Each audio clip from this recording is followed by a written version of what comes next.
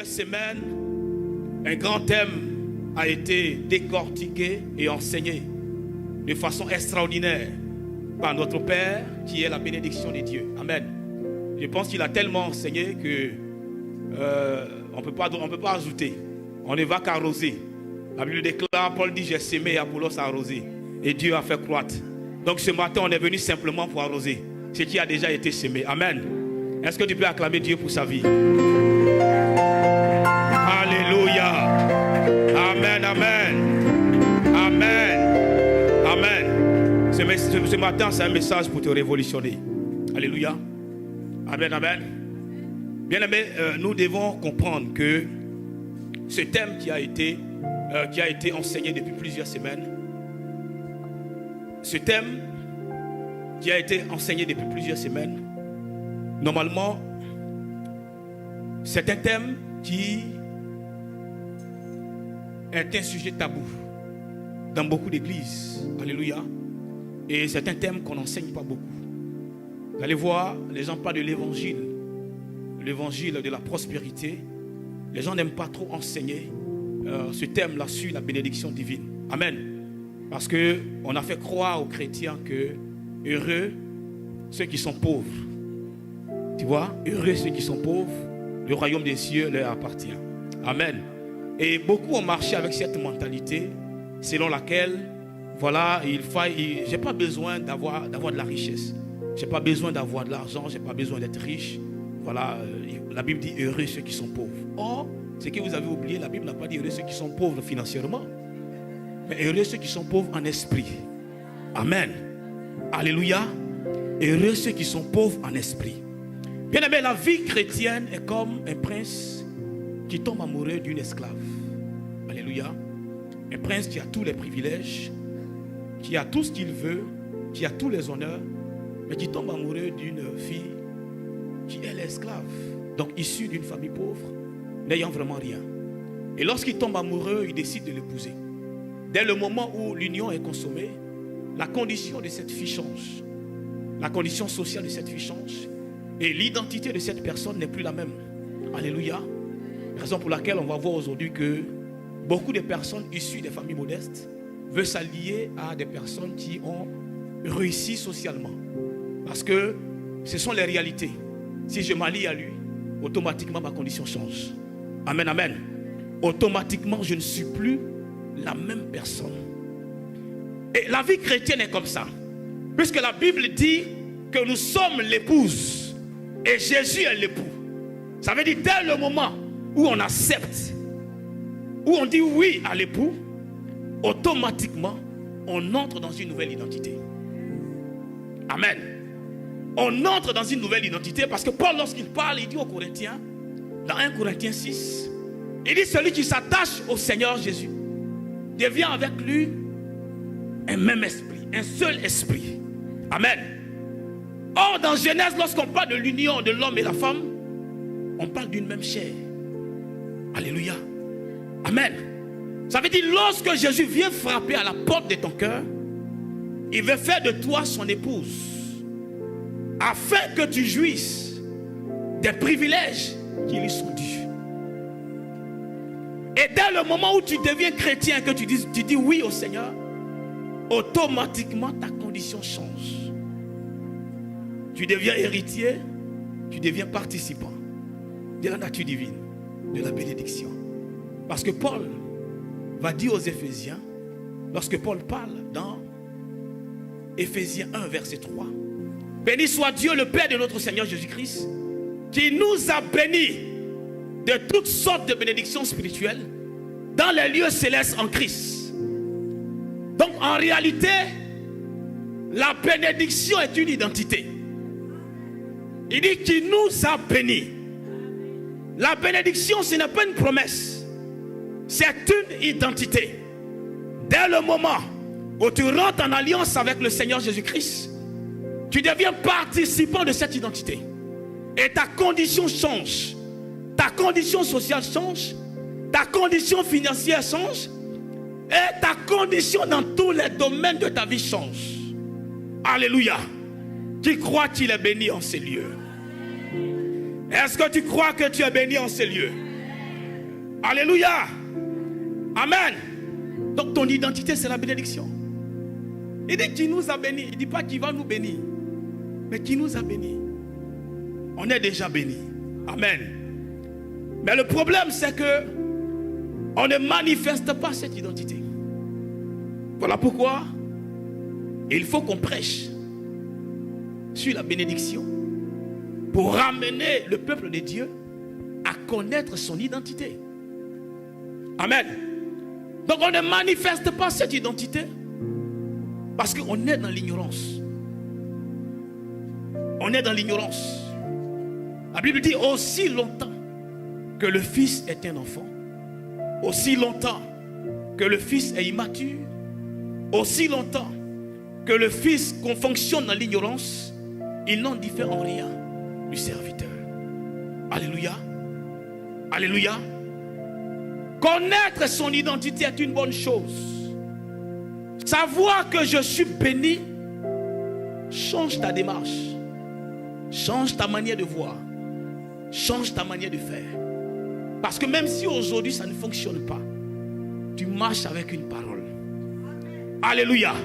Une parole selon laquelle tu es béni. Est-ce qu'il y a des bénis en ces lieux? Alléluia. Regarde dans Proverbe 10, verset 22. Proverbe 10, verset 22. À un moment donné de la vie de Salomon, et je crois au soir de sa vie, Salomon s'arrête et Salomon dit: c'est la bénédiction de l'Éternel qui enrichit et il ne l'a fait suivre d'aucun chagrin. Amen. C'est Salomon qui parle.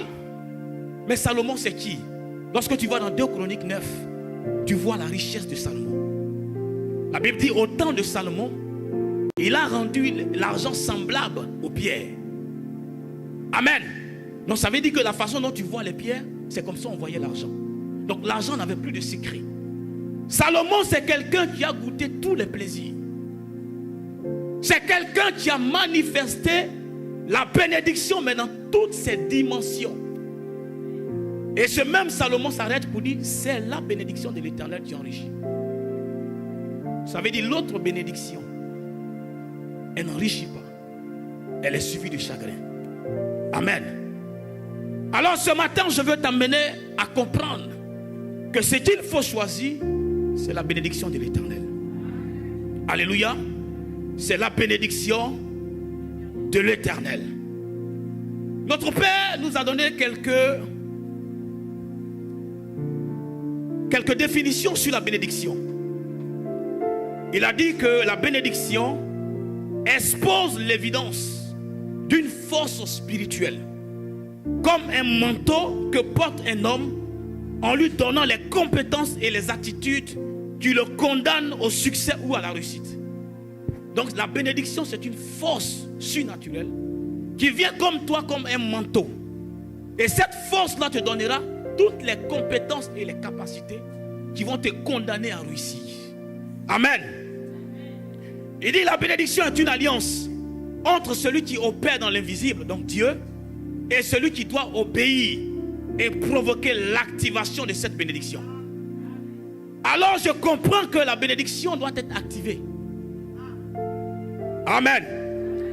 Alors je comprends que bien que tu sois béni, il est possible que tu ne le manifestes pas. Parce qu'il faille que tu actives la bénédiction. Amen. Il faille que tu actives la bénédiction. Et la bénédiction pour être active, c'est l'obéissance aux instructions de Dieu. Alléluia. L'obéissance aux instructions de Dieu. Vous voyez, bien-aimés, lorsque Israël était dans son pèlerinage, lorsque Israël était en train d'aller vers la terre promise, comme nous tous aujourd'hui, parce que si nous sommes assis là, c'est parce que nous avons un but à atteindre. Et Israël allait vers sa terre promise. Israël allait vers sa terre promise. Mais Israël n'avait pas confiance en Dieu. Israël n'avait pas de foi. Israël n'avait pas compris que le Dieu qui a opéré des miracles est capable de les envoyer jusqu'à bon port. Et dans Exode 23, verset 25, on va le lire. Vous servirez l'Éternel votre Dieu et il bénira. Amen.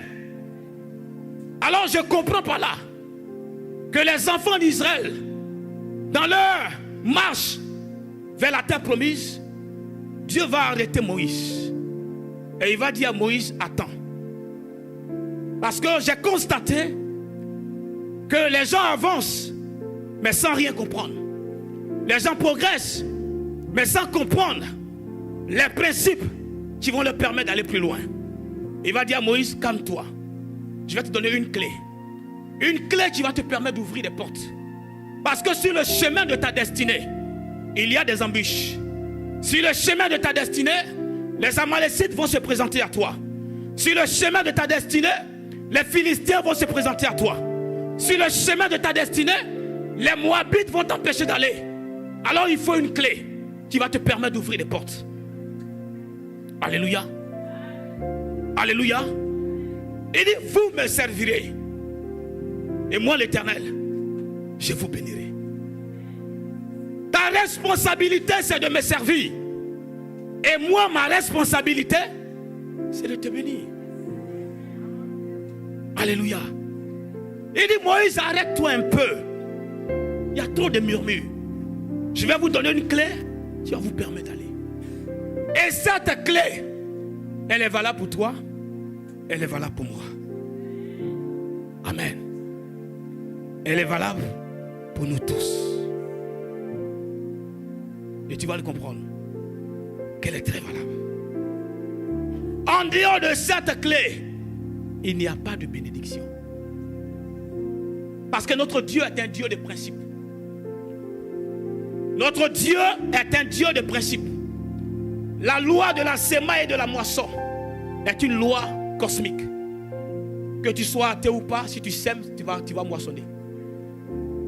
Que tu crois ou pas au Seigneur Jésus-Christ, tu appliques les principes, tu moissonnes. Amen, amen. Alors en tant que chrétien, on doit saisir les principes divins. Marcher selon les principes. Parce que parfois nous prions sans être exaucés. Parce qu'en réalité, ce n'est pas la prière. En réalité, il faut obéir à un principe.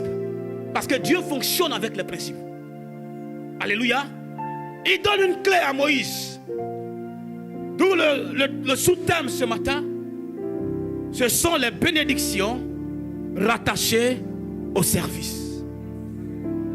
Dis à ton voisin les bénédictions rattachées au service. Il y a des bénédictions qui sont rattachées au service.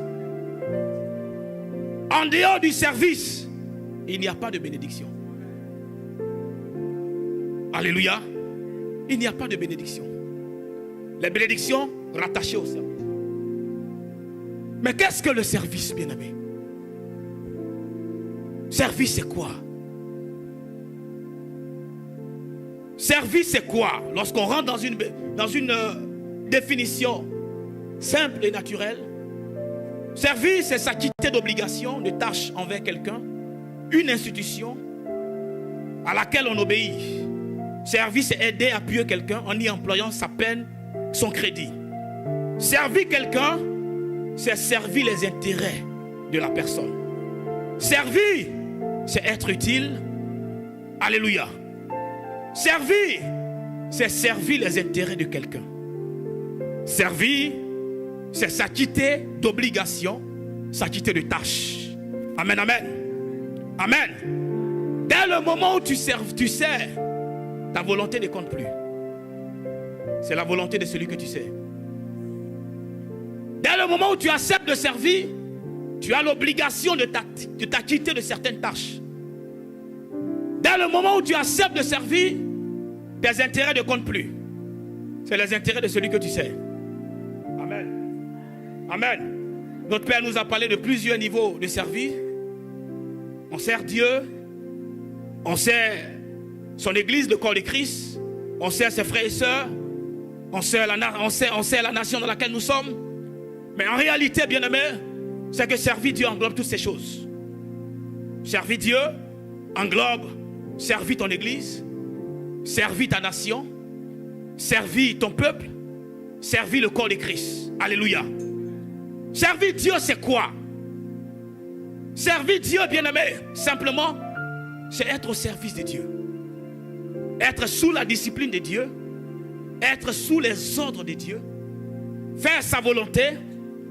Adorer Dieu. Reconnaître l'autorité de Dieu. Chercher à honorer Dieu en tout temps et dans tous les domaines de notre vie. Amen. Ça, c'est servir Dieu. Colossiens 3, verset 17. La Bible déclare: et quoi que vous fassiez en parole ou en œuvre, faites tout au nom du Seigneur Jésus, en rendant par lui des actions de grâce à Dieu le Père. Colossiens 3, verset 23 au verset 25. Il dit: tout ce que vous faites, faites-le de bon cœur, comme pour le Seigneur, et non pour des hommes, sachant que vous recevez du Seigneur l'héritage pour récompense. Il dit: servez Christ le Seigneur, car celui qui agit injustement recevra selon son injustice, et il n'y a point d'acception de personne. 1 Corinthiens 10, verset 31 au verset 33. La Bible déclare: soit donc que vous mangiez, soit que vous buviez, soit que vous fassiez quelque autre chose, faites tout pour la gloire de Dieu. Alléluia. Alors je comprends par là que servir Dieu, c'est faire tout pour que Dieu soit glorifié dans ce que nous sommes en train de faire. Amen, amen. Servir Dieu, c'est faire tout pour que dans ce que je suis en train de faire, que Dieu soit glorifié. Il dit: quoi que vous fassiez, quel que soit le travail séculier que tu sois en train de faire, il faut que Dieu trouve sa gloire dans cette histoire. Alléluia. Alléluia. Amen, amen. Alors tu commences à comprendre servir Dieu. Alléluia. Et lorsque Dieu appelle, Dieu n'a pas appelé les chrétiens. Il a appelé des serviteurs. Il a appelé Abraham. C'est un serviteur. Il a appelé Moïse. C'est un serviteur. Il a appelé Joseph. Tous ces gars, toutes ces personnes, tous ces patriarches, même notre Père, c'est un serviteur. Alléluia. C'est un serviteur. Bien-aimé, il y a une clé dans le service. Parce que Jésus va dire dans Matthieu 20, à partir du verset 20. Alors la mère des fils de Zébédée s'approcha de Jésus avec ses fils et se prosterna pour lui faire une demande. Il lui dit: que veux-tu? Ordonne, lui dit-elle, que mes deux fils que voici soient assis dans ton royaume, l'un à droite, l'un à ta droite et l'autre à ta gauche. Jésus répondit: vous ne savez pas ce que vous demandez. Pouvez-vous boire la coupe que je dois boire? Nous le pouvons, dit-il. Et il leur répondit: il est vrai que vous boirez ma coupe, mais pour ce qui est d'être assis à ma droite et à ma gauche, cela ne dépend pas de moi et ne sera donné qu'à ceux à qui mon Père l'a réservé. Que cela soit ton partage au nom de Jésus. Les 10 ayant entendu cela furent indignés contre les deux frères. Ils étaient fâchés. Jésus les appela et il dit: vous savez que le chef des nations les tyrannise et que les grands les asservissent. Il n'en est et il n'en sera pas le même au milieu de vous. Mais quiconque veut être grand parmi vous, dis à ton voisin: quiconque veut être grand parmi nous. Voilà une clé que Jésus donne qui est très simple. Il dit qu'il soit votre serviteur. Mais la question que je pose: comment celui qui veut être grand doit être mon serviteur? Alléluia. Et il continue: et quiconque veut être le premier parmi vous, qu'il soit votre esclave. C'est ainsi que le Fils de l'homme est venu, non pour être servi, mais pour servir et donner sa vie comme la rançon de plusieurs. Est-ce que tu peux acclamer le Seigneur? Bien-aimé, lorsque je lis ce passage, je comprends qu'il y a une clé qui est rattachée au service. Je comprends qu'il y a un avantage qui est rattaché au serviteur. Je comprends qu'en réalité, si tu veux être grand, il faut que tu sois un serviteur. Alléluia. Il dit: je ne suis pas venu pour être servi, mais pour servir. Quiconque veut être grand parmi vous. Qui veut être grand ce matin? Qui veut être grand? Dans le royaume, si tu veux être grand, la clé, c'est le service. Alléluia. Ce matin, je vais révolutionner ton système de pensée pour que tu réalises qu'en fait, il y a des prières que tu ne dois plus faire et tu dois simplement comprendre qu'il y a urgence dans le service. Alléluia. Amen, amen. Bien-aimés, le premier point que nous allons voir ce matin, c'est qui servir. C'est vrai que nous parlons du service, mais tu te poses la question, mais qui on va servir? Qui est-ce qu'on sert? Tu peux servir le diable, les idoles, et tu peux servir aussi Dieu. Amen. Mais tu peux servir aussi les hommes. Amen, amen. Alléluia. Tu peux aussi servir les hommes. Amen. Amen. Alléluia. Alléluia. Tu peux servir les hommes. Comme cette femme sunamite dans 2 Rois 2, à partir du verset 1, on ne va pas le lire. Mais cette femme sunamite, qui lorsqu'elle a vu Élisée, elle a vu en Élisée le serviteur de Dieu. Elle a dit à son mari, mais cet homme est un serviteur de Dieu. Bâtissons-lui ici un haut lieu où lorsqu'il viendra, il pourra se recueillir. Et lorsque cette femme a fait ça, vous allez voir après la suite ce qui s'est passé dans la vie de cette femme. Personne. Alléluia. Le problème qu'on a, c'est le souci de pouvoir servir les hommes de Dieu. On s'est dit, pourquoi je le servi lui? Il est qui là? Cette femme était stérile. Mais lorsqu'elle a servi Élisée, l'année qui a suivi, quelque chose s'est passé dans sa vie. Je veux dire à quelqu'un ce matin, si tu acceptes de servir les serviteurs de l'Éternel très haut, si tu acceptes de les servir, tu verras que les choses bloquées vont se débloquer. Alléluia. Parce que la femme, en le faisant, elle a fait entrer Dieu dans sa vie. Alléluia. Josué était serviteur de Moïse. Moïse lui-même qui était serviteur de Dieu. Alléluia. Amen, amen. Il dit, j'ai trouvé David mon serviteur. Amen, amen. Élisée a servi Élie. Il a servi Élie. Et nous connaissons bien aimé. Il a servi Élie. Et vers la fin, Élisée a reçu quelque chose. Alléluia. Il a reçu le manteau qui lui a permis d'influencer sa génération, d'influencer son monde. La Bible dit les 50 fils de prophètes. Ils étaient fils de prophètes. Donc je peux comprendre peut-être que leurs parents étaient prophètes. Et aussi ils étaient prophètes. Mais la Bible déclare, ils ont décidé de ne pas servir Élie. Ils sont restés à l'écart. Et lorsque Élisée a reçu le manteau, il dit l'esprit d'Élie est sur lui. Ils se sont prosternés. Je veux dire à quelqu'un ce matin, parce que tu acceptes de servir, les hommes se prosterneront devant toi et diront que tu as l'esprit de ton Père sur toi. Parce que tu acceptes de servir un homme, parce que tu acceptes de servir un serviteur authentique, tu recevras le manteau. Et les gens diront que tu as l'esprit de ce Père sur toi. Alléluia. Tu ne peux pas recevoir si tu refuses de servir. Amen. Tu ne peux pas recevoir si tu refuses de servir. Alléluia. Tu ne peux pas recevoir si tu refuses de servir. Josué, il a servi Moïse. Pour finir, c'est lui qui a pris la relève. Alléluia. Tous ceux qui ont servi, pour finir, ils ont pris la relève. Alors ce matin, je vais t'encourager à servir. Amen. Pourquoi servir Dieu? Pourquoi nous devons servir Dieu, bien-aimés? Parce que ici, je voudrais m'attarder sur le service envers Dieu. Alléluia. Comme je l'ai dit, le service envers Dieu englobe tous ces services. On a dit quoi que vous fassiez, que vous mangez, que vous buvez, faites tout pour la gloire de Dieu. Donc ça veut dire que quoi que tu fasses, que Dieu soit glorifié. Donc c'est aussi une manière de servir Dieu. Alléluia. Donc je vais m'attarder sur servir Dieu. Pourquoi servir Dieu? Servir Dieu, bien-aimé.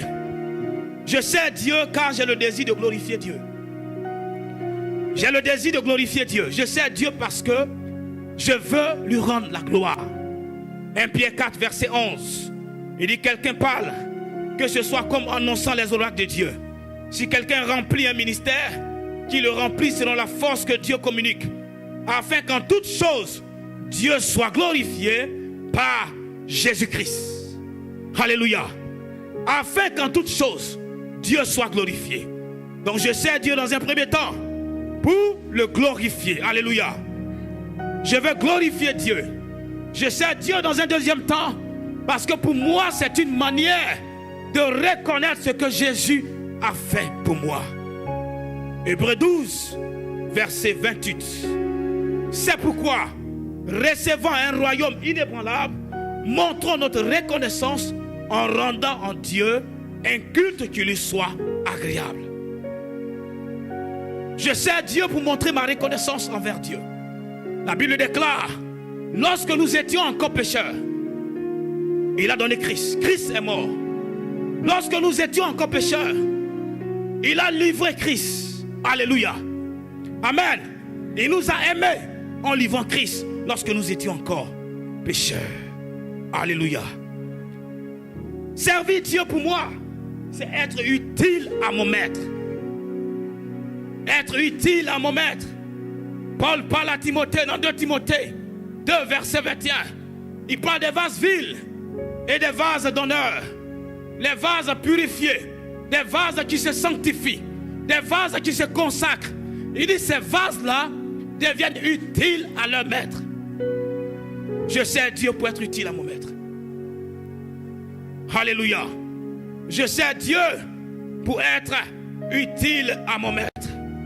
Je sers Dieu pour encourager ceux qui sont égarés à revenir au Seigneur. Amen. Je sers Dieu pour accomplir l'œuvre pour laquelle je suis sur terre, ma destinée. Éphésiens 2, verset 10. Les bonnes œuvres que Dieu a préparées pour moi, afin que je les pratique. Amen. On ne peut pas entrer dans notre destinée si on ne sert pas Dieu. Je sers Dieu pour accomplir le but. Paul a dit, dans Acte 20, je crois, je ne fais aucun cas de ma vie, comme si elle m'était précieuse. Mais ce qui m'importe, c'est d'accomplir l'œuvre pour laquelle je suis venu sur terre. Alléluia. Ce qui brûle en moi, c'est d'accomplir l'œuvre pour laquelle je suis sur terre. Je sers Dieu pour entrer dans ma destinée, pour accomplir mon but. Amen. Est-ce qu'il y a des hommes et des femmes qui veulent accomplir le but dans ce lieu? Est-ce qu'il y a des hommes et des femmes qui veulent accomplir le but? Je sers Dieu pour entrer dans ma destinée, pour accomplir mon but. En dehors de la volonté de Dieu, tu ne peux pas entrer dans ta destinée. Tu ne peux pas accomplir le but. Tu peux avoir réussi socialement, mais tu n'as pas peut-être fait ce que Dieu voulait que tu fasses, parce que tu n'es pas entré dans la volonté de Dieu. Alléluia. Voilà pourquoi Paul dit aux Romains, soyez transformés par le renouvellement de l'intelligence, afin que vous sachiez quelle est la volonté de Dieu. Amen. Si l'intelligence n'est pas renouvelée, on ne peut pas discerner la volonté de Dieu.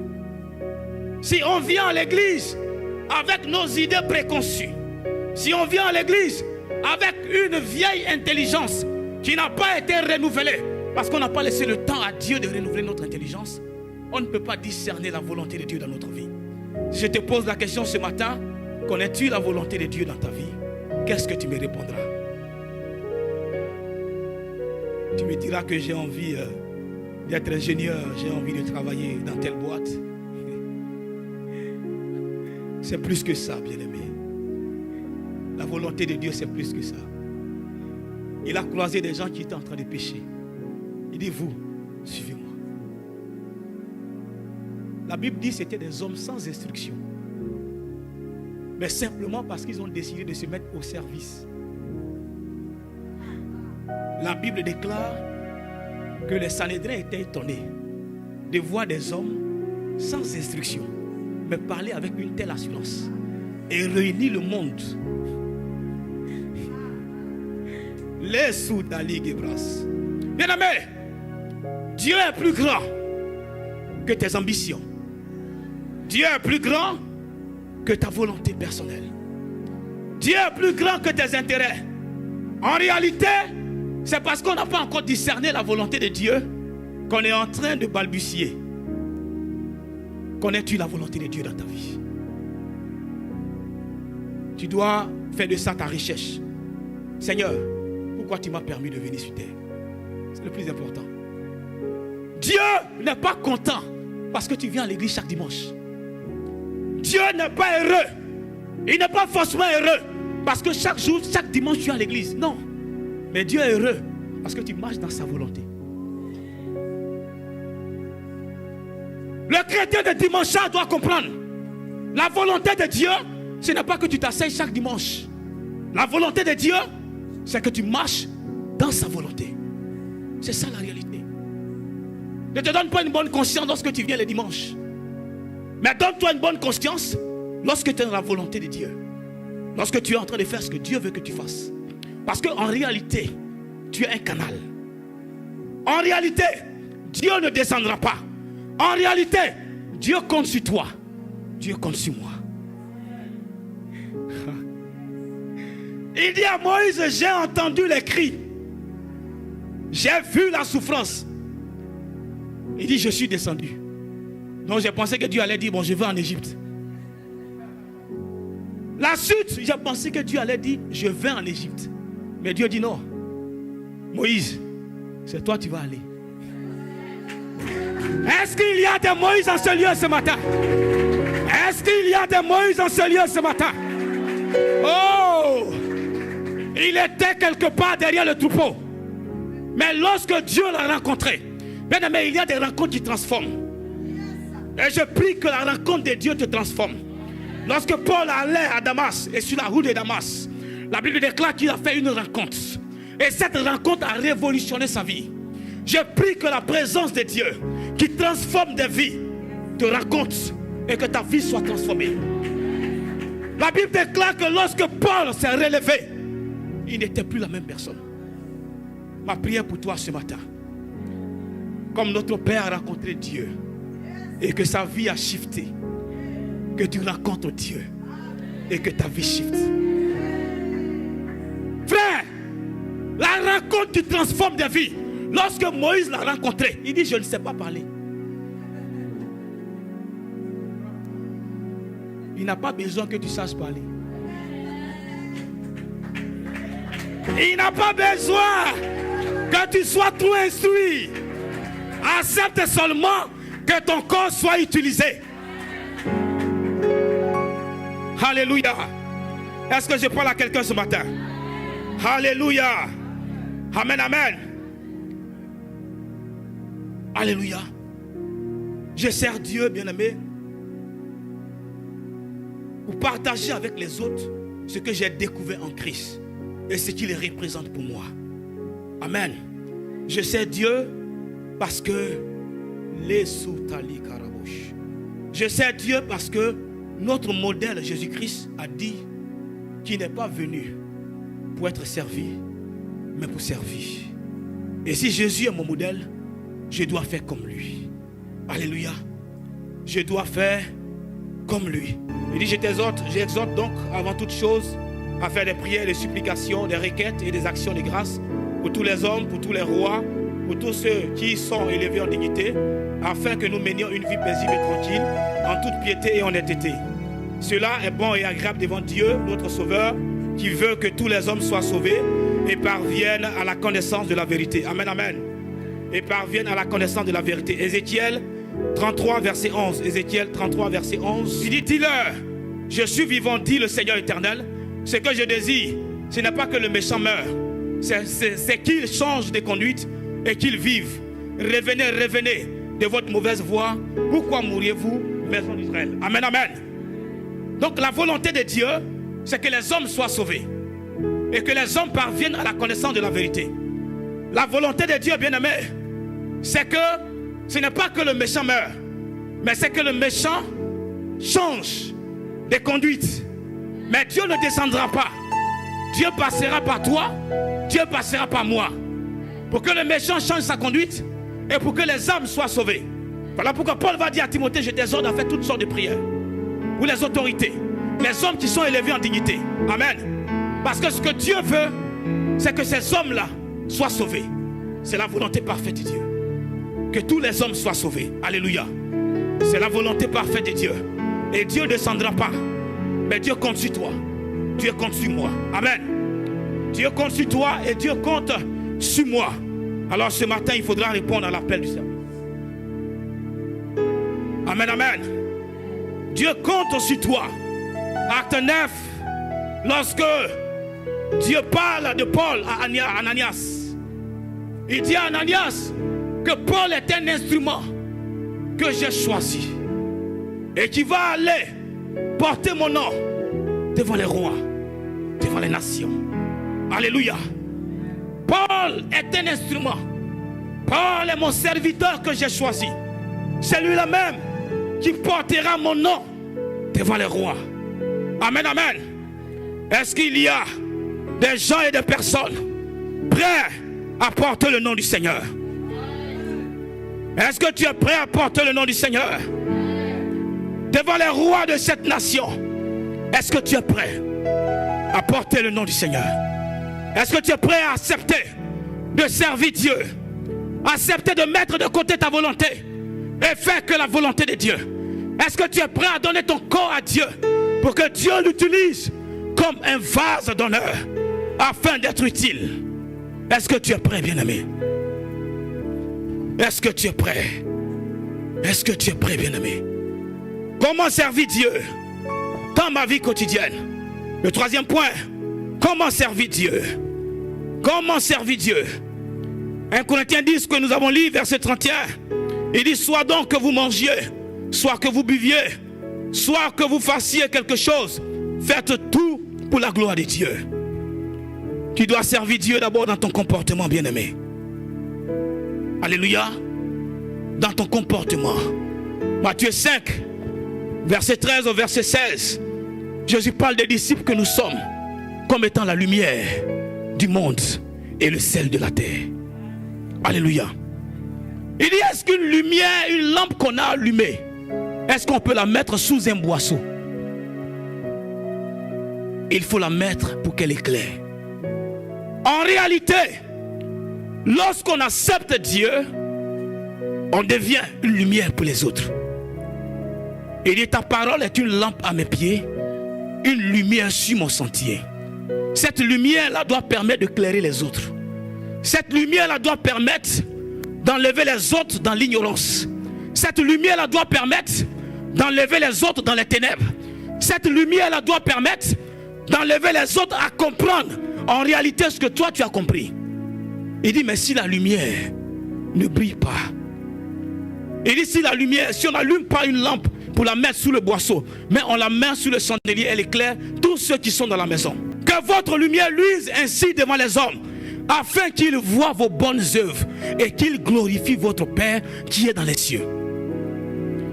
Que votre lumière luise dans le monde, auprès des hommes, qu'ils voient tes bonnes œuvres, afin que par tes bonnes œuvres, ils glorifient Dieu. Alléluia. Ils enviaient l'église primitive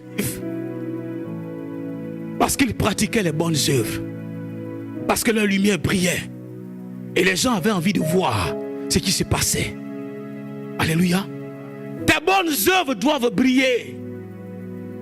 Tes bonnes œuvres doivent témoigner pour toi, afin qu'au travers de tes bonnes œuvres, les gens glorifient Dieu. Alléluia. Quel est ton état d'esprit au travail? Servir Dieu aussi, c'est ton caractère au travail. C'est ça. Regardez Daniel 6, bien-aimé. Daniel était en captivité.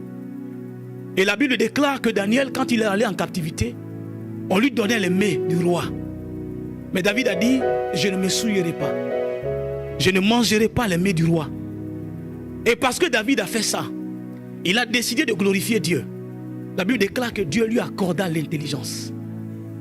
Et parce que Dieu lui accorda l'intelligence, Daniel, la Bible déclare que le roi le nomme parmi les chefs. Et malgré que le roi le nomme parmi les chefs de satrape, la Bible déclare que le roi projette de le nommer au-dessus des chefs. Et parce que le roi décide de le nommer au-dessus des chefs, ceux qui étaient ses collègues cherchaient à le nuire. Daniel 6, la Bible déclare, ils ont cherché partout, mais ils ne savaient pas comment accuser Daniel. Ils ne savaient pas comment l'accuser, parce que Daniel était intègre. Parce que Daniel travaillait avec une certaine conscience. Il dit, on n'a pu rien trouver, on n'a rien trouvé contre lui. On ne sait pas comment l'accuser. Mais la question que je te pose ce matin, si tes collègues veulent t'accuser, est-ce que tu penses qu'ils n'auront pas d'argument? Si tes amis à l'école veulent t'accuser, est-ce que tu penses qu'ils n'auront pas d'argument pour t'accuser? C'est de ça qu'il s'agit. C'est de ça qu'il s'agit. D'où la faiblesse de l'église. D'où la faiblesse de l'église. Parce qu'en réalité, nous sommes des lumières qui ne brillent pas. Il dit si le sel perd sa saveur, avec quoi on va assaisonner? C'est ça. Quel est ton caractère? Quel est ton comportement? Est-ce que tu es l'image du Dieu invisible? Parce qu'en réalité, nous sommes l'image du Dieu invisible. Jésus a dit, si vous avez vu le Père, non, si vous m'avez vu, vous avez vu le Père. Il était la vitrine. Oh, la Bible déclare que Jésus-Christ est le premier-né d'entre les fils de Dieu. Oh, nous sommes fils de Dieu.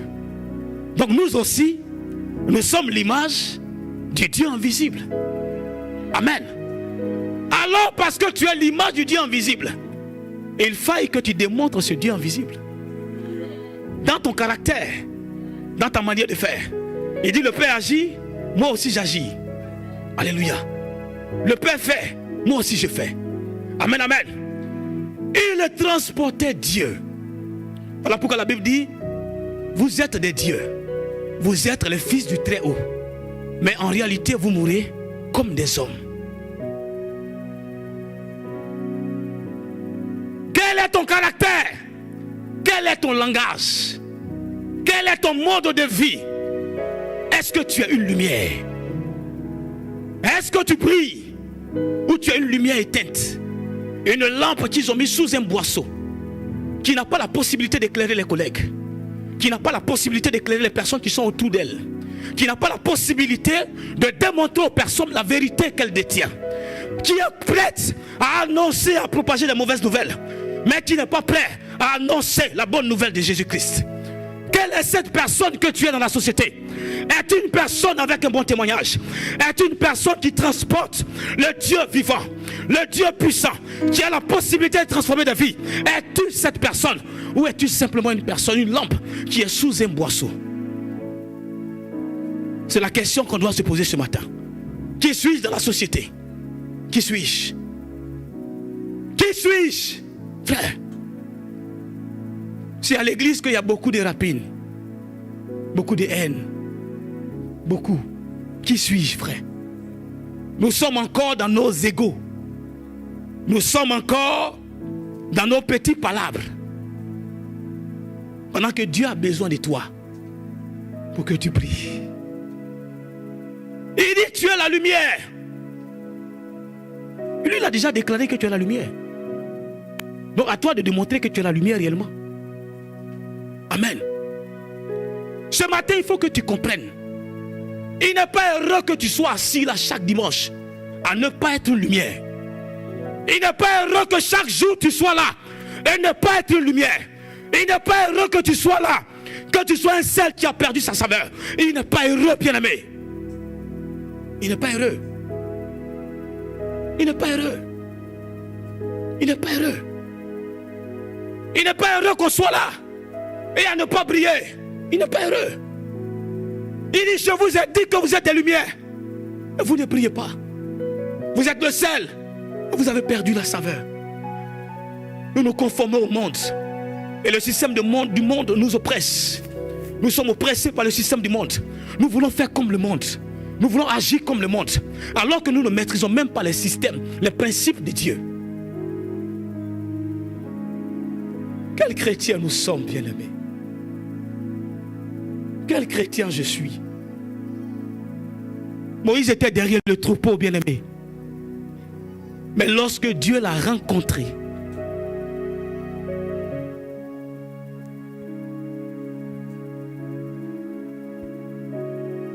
si nous ne sommes pas prêts à payer le prix, on ne gagnera pas. Notre Père l'a prêché ici. On ne peut pas. Si on n'est pas prêt à donner notre vie, on ne gagnera pas. Ce n'est pas un petit combat. Hein? Beaucoup sont assis là. Mais ils sont très captifs. Ils sont emprisonnés par quelque chose. Beaucoup sont là. Mais si on ne paye pas le prix, on ne pourra pas gagner. Si on n'a pas idée, si on n'a pas réalisé l'urgence du service, on ne pourra pas. Il n'y a pas de service sans sacrifice. C'est impossible. Il n'y a pas de service sans sacrifice. Alléluia. Il n'y a pas de service sans sacrifice. Il n'y a pas de service sans sacrifice. Je veux ce matin que tu fasses partie des serviteurs. Ces hommes sur lesquels Dieu peut compter. Ces hommes qui ne font aucun cas de leur vie, mais qui acceptent de payer le prix. Ta vie est trop précieuse à tes yeux. Notre vie est trop précieuse à nos yeux. Nos intérêts sont trop précieux. Est-ce que tu connais la raison pour laquelle le cœur de Dieu bat? Le cœur de Dieu bat chaque jour. Le cœur de Dieu est enflammé chaque jour. Quand il voit ces hommes et ces femmes qui s'entretuent. Quand il voit ces enfants qui sont addicts de la drogue et de l'alcool. Quand il voit ces sans-abri. Quand il voit ces personnes qui avaient une meilleure situation et que le diable est venu ravir. Le cœur de Dieu est chaque jour en train de chercher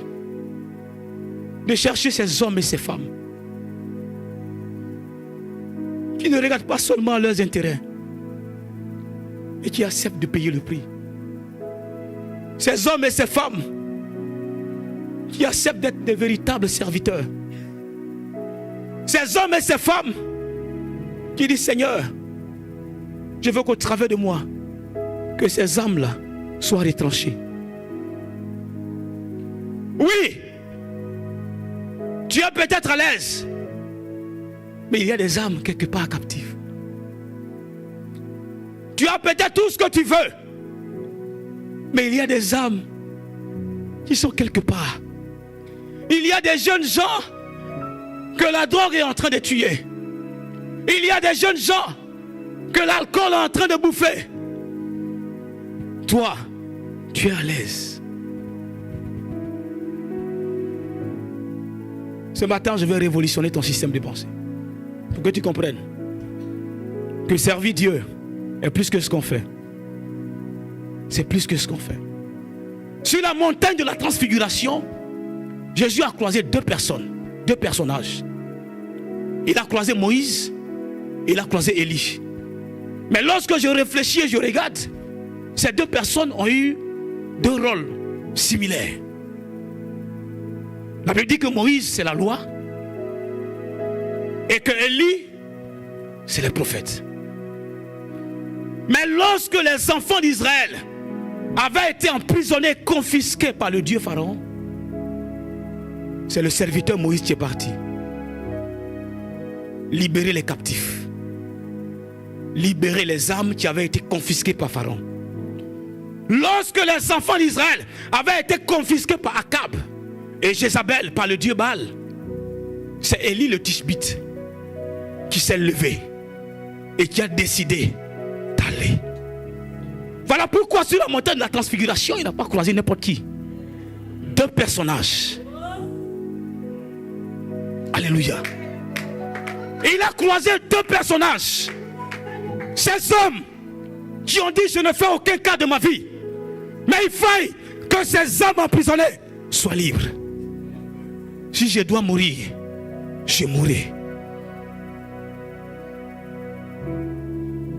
Il a croisé 2 personnages pour montrer à l'humain que ce qui importe au Dieu, c'est que les âmes reviennent à lui. Ce n'est pas tes chants, ce n'est pas ce que tu fais, du bruit que tu fais. Ce qui importe au Dieu, les âmes captives reviennent à lui. C'est tout. Le but de tout ce qu'on est en train de faire, de tout ce que notre Père fait, toutes les prédications, tous les enseignements, c'est pour qu'au travers de toi, les âmes reviennent à Dieu. C'est ça le but du christianisme. Il a dit à Timothée, c'est que je t'ai enseigné, enseigne ça aux autres.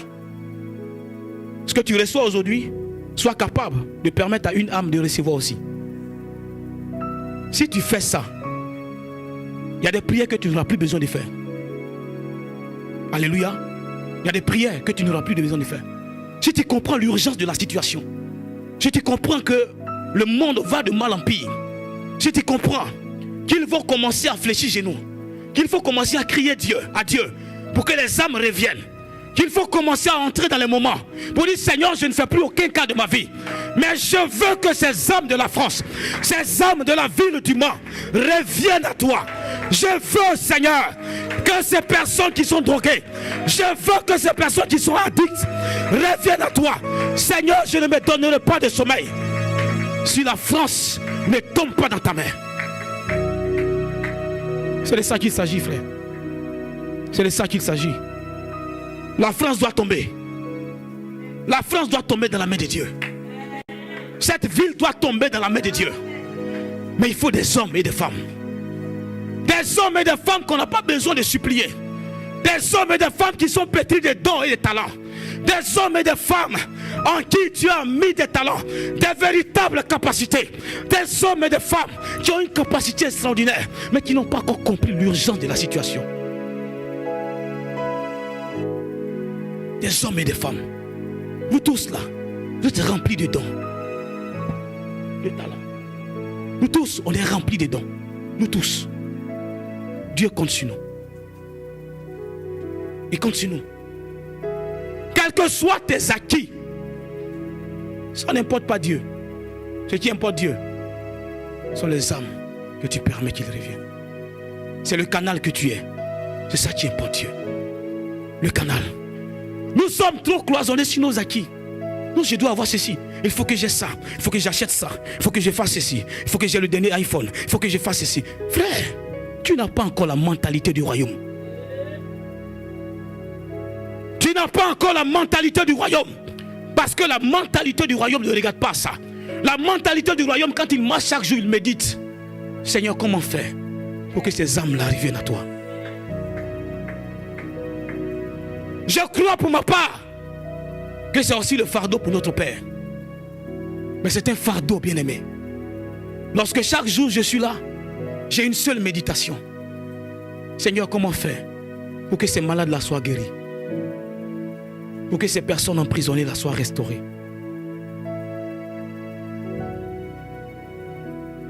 Je n'ai pas dit que j'ai réussi ma vie. Mais ça m'apporte peu.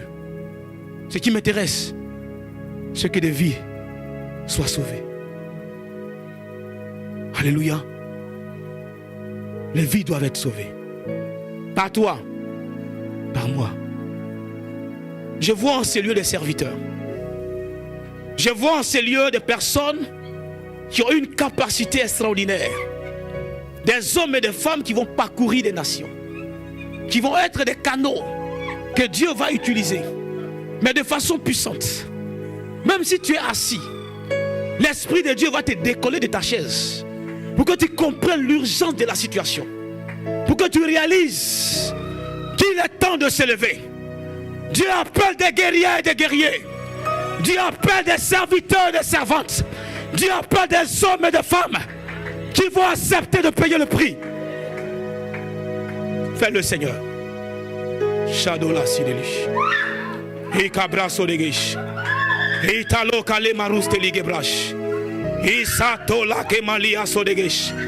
Rabale Gebrasu Delia Marosh. Fais-le, Seigneur. Il y a une urgence. Il y a l'urgence de la situation. Il y a une urgence, Seigneur. Pendant que nous sommes cloisonnés sur nos intérêts personnels, tu m'as dit, mon fils, il y a urgence. La France est en train de mourir. L'Europe est en train de mourir. L'Afrique meurt. Il y a urgence de la situation. Que les serviteurs se lèvent. Que ceux qui ont reçu la capacité se lèvent ce matin. Château Kamalia. Raso de Gebras. Isa Tolaria Malosh. Kibraso Tale Malesh. Isa Toliaba. Reposha. Is. Serviteur du Dieu très haut. Chatepos. Kisa Pralo Sidelish. Irakelia Maso de Bosch. Isaba. Manifeste-toi, serviteur. Père, que les serviteurs soient manifestent. Même ceux qui sont assis, décolle-leur de la chaise et qu'ils réalisent l'urgence de la situation. Il y a une urgence. Le monde a besoin d'être gagné. Le monde veut être gagné. Le monde veut être gagné. Le monde doit être gagné. Et il attend la révélation des fils de Dieu, des hommes et des femmes. Il attend les Ouyos, il attend les Ouyos, pas les Nébios, car pas des enfants, mais il attend de véritables fils. Fils de Dieu très haut, que la grâce de Dieu te saisisse là où tu es.